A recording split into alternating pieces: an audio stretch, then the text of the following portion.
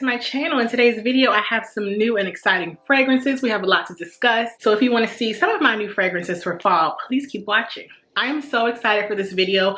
Also, I'm definitely in the fall spirit. It's probably still about 80 degrees outside, but I am ready for fall. So I am really committing to this. Today I want to share 2 fragrances that I've purchased. I will have a fall fragrance haul and favorites coming up soon, but not quite yet. I also want to introduce a new brand that I recently discovered called Arome Fragrances. So let's get into it. First, I'm going to start with Parfums de Marly. I picked up a new scent. If you guys have been watching my fragrance videos or my favorites videos for the past month or two, you would know that this scent has been on my list for months. I first tried it when a lovely subby, whom I did email, you haven't responded, but hopefully you've seen these videos where I mention you because I'm so very thankful. She sent me like a travel size vial of this scent and I immediately fell in love.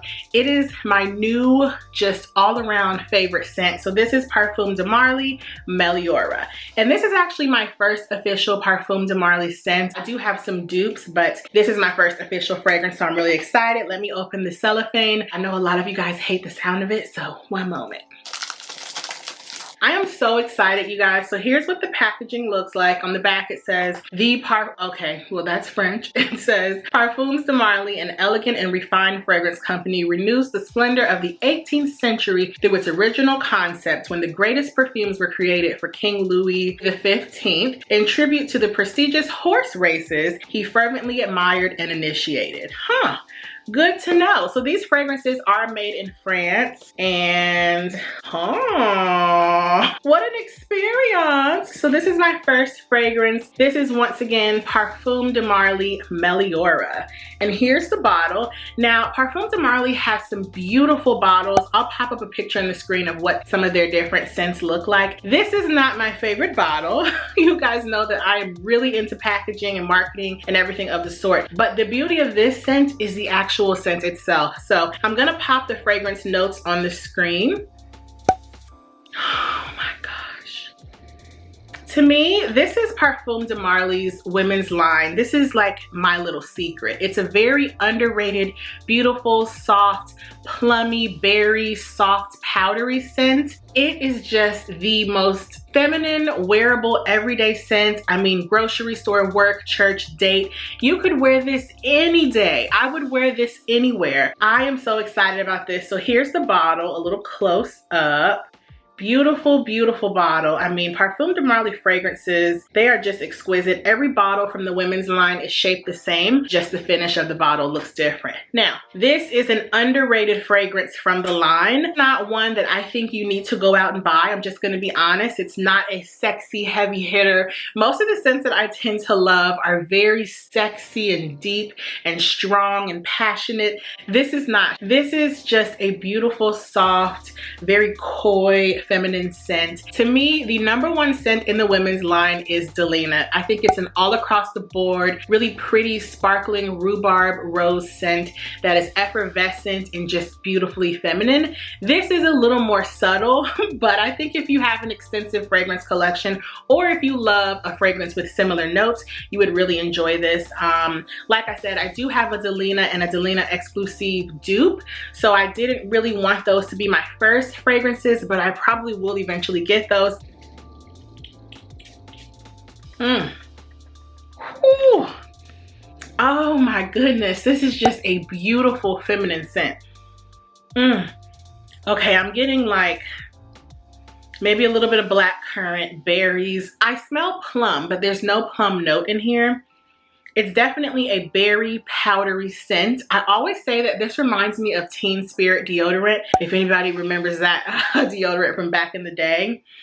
This smells a little like it, but of course a more masterfully blended scent than that, but that's the nostalgic note to me. This is beautiful. I'm so happy to have it. I'm just seeing that there's actually a little crystal on the top of the scent. I'm so happy to have this. So that's the one that I picked up. Then I purchased the sample. Now I really want to get my hands on Oriana, which is the newest scent from Parfums de Marly. I have not been able to find a sample anywhere that's not 20 bucks, so I will be waiting. I want to wait to smell it in store also. A lot of ladies are saying that it reminds them of Love Don't Be Shy or Love Don't Be Shy Extreme from Kilian.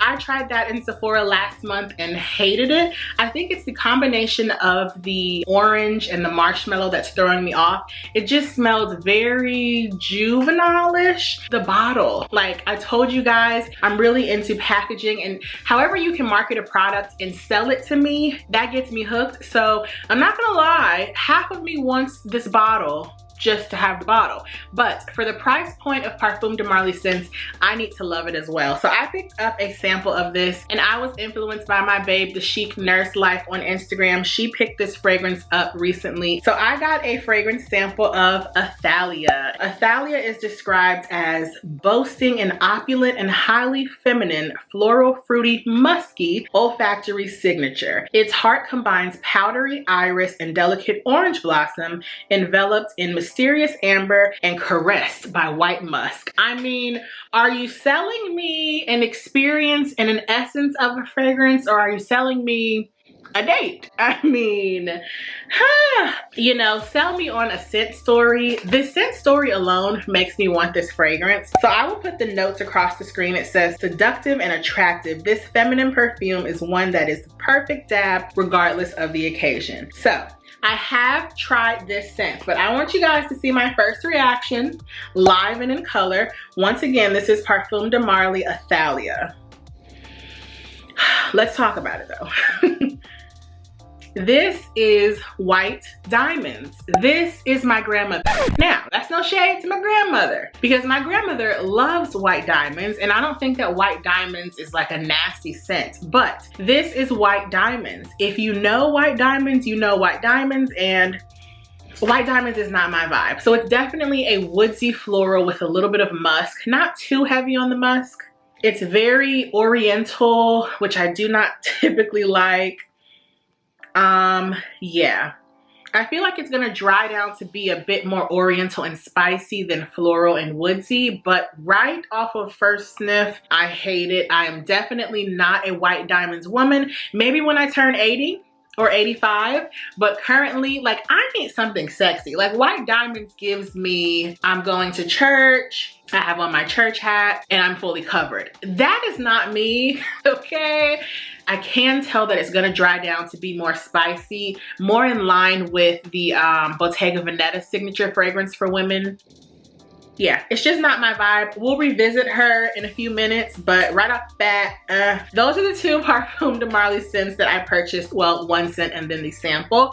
The next brand that I want to introduce to you guys is called Arome, and the lovely founder reached out to me on Instagram to send me these products. She sent them for consideration, which means that this is not a sponsored review. I told her that I was gonna include the fragrances on my channel because I'm really excited about it, but this is not a sponsored review. This is a brand that make niche inspired fragrances. So think Tom Ford, Parfums de Marly, Maison Francis Kurkdjian, think Labo, scents like that. I love a good dupe fragrance. Now, like I said, sometimes I want a fragrance for the packaging, the vibe, the essence, and the scent. But if I'm not completely sold on a fragrance yet, I don't mind purchasing a dupe. Also, not every fragrance I feel like is full bottle worthy. So I was sent one full size and some samples. And the full size fragrance I was sent is Rose Petal. So this is actually inspired by Le Labo Rose 31. Now, Arome is a really nice brand because not only do they make fragrances that are inspired by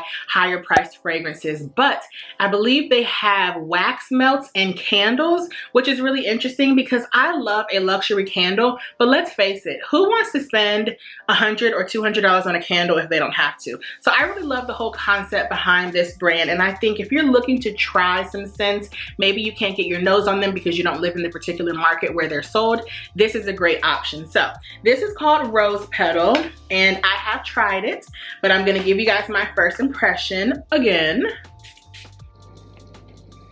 Okay, when I first spray it, I get a burst of like celery. It's very green and fresh and a little bitter, but on my skin, skin, it dries down to be a lot more of a powdery rose. Initially, I wasn't sold, but the dry down is very beautiful. Very tart and almost of celery at first. It's a beautiful rose scent. It's definitely not a sweet rose. I would say it's more of a tart rose, but the dry down gets to be really powdery and beautiful. She knew that I liked rose. I'm guessing that's why she picked this as my full-size scent. But it's a beautiful scent. Now let's get into the samples that she sent over. They come in this really cute box. And I think this is a really good way to experience fragrances without taking the plunge. And they actually do sell samplers where you can pick up to 6 scents. The first one that we have is Citrus Bergamia, something of the sort. And this is inspired by Labo's Bergamot 22. Now, I have actually not tried any Labo scents. I always say I'm going to, but I haven't yet. Ooh, I love a good bergamot. Ooh. Oh, this is beautiful. This is citrusy bergamot. It's fresh, it's aquatic. This is a crisp scent. I can see a man or a woman wearing this. I believe Labo scents are androgynous, and I would say that the rose petal is definitely an androgynous scent. But this is crisp and fresh and bergamoty and aquatic. This is a beautiful scent. As you can see, it just lit my whole face up. I love a scent like this. Definitely not something that I would wear during the fall time, or if I did, I would wear it during the day, just, you know, for like an everyday scent. But this is beautiful. There's something so sweet and tart about it, almost bordering having some mint in it. Wow. If you love a bergamot scent, you would definitely love Citrus Bergamia, something like that. Okay, my next scent is Vanilla Tobacco, and this is inspired by Tom Ford's Tobacco Vanille, which I love. I actually did have that scent and I gave it to my mother. Let's try this one. Now, this is the perfect fall scent. Ooh. Oh, that got in my nose. Ooh. Okay. Beautiful, beautiful, beautiful. Now, in this, I smell more tobacco than vanilla. While I think the Tom Ford, it's more masterfully blended to be equal parts of tobacco and vanilla, while this is more tobacco. Oh, it's like a powdery tobacco vanilla. This is really pretty. Now, tobacco and vanilla, they're not technically scents that I usually go for, although I do like the smell of them. But this is nice. This will be a good dupe. To me, it smells a little more fresh than the Tom Ford Tobacco Vanilla. But if you're looking for a good dupe, this is definitely a great one. Yeah, it's a nice fall, winter, cozy, fresh scent. I do really enjoy that. Okay, next up we have Bloody Peach. Ooh, spicy. And this is of course inspired by Tom Ford's Bitter Peach, which I have actually, I think I tried it in Nordstrom, but I haven't really sat with it. Now, I have heard so many interesting things about Tom Ford's Bitter Peach. A lot of people say off of first note, it's scary, but the dry down is beautiful. I actually really, really like this. It smells like a blood orange, citrusy peach. It has some depth to it. It's a little bitter, but not too bitter.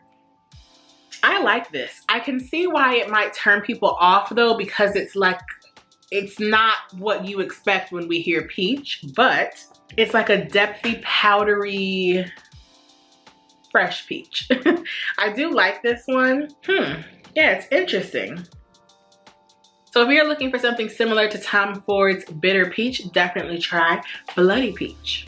The next scent is Dark Honey, and this is inspired by Kilian's Back to Black, which I have never tried, so let's test this out. I only have one Kilian scent and I love it. I'm not sure why I haven't gotten too far into the Kilian brand, probably because I know that I'll become obsessed and I spend way too much money on fragrance as it is. Okay, I smell like honey and licorice. I need to get another spray on this one. It's an interesting scent. Right off the bat, I'm not like obsessed with it. This is gonna sound weird, but it almost smells a little bit like insect repellent, but not in like a ill way. It's just, that's the type of note that it gives. Definitely some honey in there. It's a little bitter. This is very masculine, I think. Yeah, not my favorite. but it's interesting. So if you've been looking to try Kilian's Back to Black, definitely check out Dark Honey. Okay, next we have Sweet Saffron, and this is inspired by Maison Kurkdjian's Baccarat Rouge 540, which is my absolute favorite scent in the world. You just can't go wrong with it, but it's a very, very expensive scent, so I totally understand why there are always so many dupes. And this smells just like it. Yep, just like it. So this is saffron, ambergris. It smells like sexy band-aids. This smells just like it. Now, I'm not sure about the longevity, of course, because I haven't worn it on the skin, but this is definitely Baccarat Rouge 540. So if you're looking for a dupe for Baccarat Rouge 540, I believe these fragrances are about $40. You don't have to spend the $300+. You can definitely get something more affordable. Wow. And that is the most sexy scent. I call that one sexy band-aids. It's opulent, it's rich, it's regal, it's very androgynous. It is just a powerful scent. When you walk in the room with this scent on, you own the room. People are gonna wanna lean into you. They're gonna ask you what you're wearing. This is a good one. Okay. And the last scent is Acqua di Alp. And this is inspired by Creed's Silver Mountain Water, which I have not tried. I find Creed scents to be androgynous, but bordering more on masculine, which I don't mind, because sometimes I want to smell a little masculine. Ooh. This is a sharp, spicy, citrusy, aquatic scent. It's definitely more reminiscent of a cologne than a perfume for a woman, but I like this. It smells like a very sexy man, but I could see myself wearing this as well. It's a crisp, fresh, spicy, aquatic scent. It's beautiful. Let me find out. I need to venture on over into Creed. This is really lovely, you guys.